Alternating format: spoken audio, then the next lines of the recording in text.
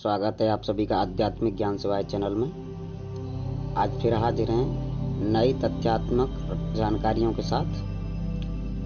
आपने एक चौपाई रामायण में पढ़ी ही होगी, जो श्री रामचरितमानस में गोस्वामी तुलसीदास जी द्वारा लिखी गई है। रावण बाण छुआ नहीं चापा, हारे सकल भूप कर दापा, सो धन राज कुंवर कर देहि, बाल मराल के मंदर लेहि। इसका भावार्थ है, रावण और बाणासुर ने जिस धनुष को छुआ तक नहीं और सब राजा घमंड करके हार गए, वही धनुष इस सुकुमार राजकुमार के हाथ में दिया जा रहा है। यह ऐसा प्रतीत हो रहा है जैसे हंस के बच्चे भी कहीं मंदराचल पर्वत उड़ा कर ले जा सकते हैं। तो यहाँ पर प्रभु श्री राम की हंसी की जा रही है। लेकिन आज का विषय यह है कि रावण और बाणासुर ने शिव जी के धनुष को सीता जी के स्वयंवर में छुआ क्यों नहीं, माता सीता जी के स्वयंवर में छुआ तक क्यों नहीं। इसका पहला मैं बता देता हूँ बाणासुर का। बाणासुर जो था वो भगवान शिव का पुत्र था। बाणासुर को भगवान ने वचन दिया था कि जब भी तुम पर संकट आएगा मैं तुम्हारे साथ युद्ध लड़ने के लिए आऊंगा। वहीं भगवान शिव जो थे वह बाणासुर के पिता थे। उन्होंने उन्हें वरदान में अपने पुत्र होने का वरदान दे दिया था। इस वजह से भगवान शिव को पिता मानकर बाणासुर ने धनुष को छुआ तक नहीं और प्रणाम करके वापस लौट गया। लेकिन रावण ने धनुष क्यों नहीं उठाया, उसका एक कारण था। रावण ने धनुष इसलिए नहीं उठाया क्योंकि उसे भय था, डर था।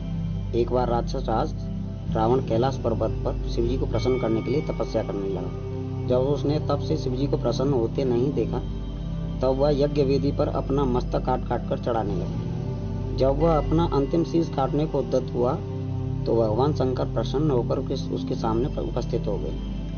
भगवान शिव ने रावण को ज्ञान विज्ञान, अतुल बल, युद्ध में अजयता और अपने से दोगुने सिर प्रदान किए। भगवान शिव के 5 मुख हैं, इसलिए शिव से दोगुने सिर पाकर रावण 10 मुख हो गया। भगवान शिव ने उसे त्रिकूट पर्वत का राजा बना दिया। शिवलिंग की पूजा के फलस्वरूप रावण ने तीनों लोकों को वश में कर लिया। उसने देवताओं और ऋषियों को परास्त कर उन सब पर अपनी प्रभुता स्थापित कर ली। इसकी वर की प्राप्ति से देवगण और ऋषिगण बहुत दुखी हुए।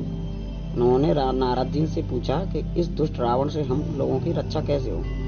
नारद जी ने देवताओं को आश्वस्त करते हुए कहा, मैं इसका उपाय करता हूँ। तब जिस मार्ग से रावण जा रहा था उसी मार्ग में वीणा बजाते हुए नारद जी उपस्थित हुए और रावण से बोले, राक्षस राज तुम कहाँ से आ रहे हो और बहुत प्रसन्न दिखाई देते हो। रावण ने सारा वृत्तांत सुना दिया। नारद जी ने कहा, शिव जी तो उन्मत्त हैं, तुम मेरे प्रिय शिष्य हो, इसलिए कह रहा हूँ कि शिव जी पर विश्वास मत करो। दिए हुए वरदान को प्रमाणित करने के लिए कैलाश को उठाओ। यदि तुम उसे उठा लेते हो तो तुम्हारा प्रयास सफल माना जाएगा। अभिमानी दशानन ने कैलाश पर्वत को मूल से उखाड़कर अपने कंधों पर उठा लिया। पर्वत हिलते देखकर शिवजी ने कहा, यह क्या हो रहा है। तब पार्वती जी ने हंसते हुए कहा, आपका शिष्य आपको गुरु दक्षिणा दे रहा है, जो हो रहा है वह ठीक ही है। यह बलदर्पित अभिमानी रावण का कार्य है। ऐसा जानकर शिवजी ने उसे श्राप देते हुए कहा, अरे दुष्ट, शीघ्र ही तुझे मारने वाला उत्पन्न होगा। शिवजी ने अपने पैर के अंगूठे से पर्वत को दबा दिया। दशानन का कंधा और हाथ पर्वत के नीचे दब गए तो वह जोर जोर से रोदन करने लगा, रोने लगा।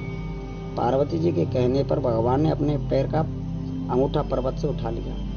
दीर्घ काल तक, लंबे समय तक रोदन करते करते उसने भगवान शंकर की स्तुति की, जो तांडव स्तुति के नाम से प्रसिद्ध है। दशानन ने मुक्त होकर तांडव किया और कैलाश पर यज्ञ किया। भगवान शंकर ने दशानन से कहा, तुम दीर्घ काल तक पर्वत के नीचे दबे रहने के कारण रोते रहे हो, इसलिए तुम्हारा भविष्य में नाम रावण होगा। बस यही भय रावण को सता रहा था कि कहीं मैं इस धनुष को उठाऊं तो कहीं शंकर जी क्रोधित न हो जाएं और कहीं मेरी उंगलियां इस धनुष के नीचे ही ना दब जाएं। इसीलिए भय के कारण रावण ने धनुष को छुआ तक नहीं। तो आपके प्रश्न का उत्तर यह था।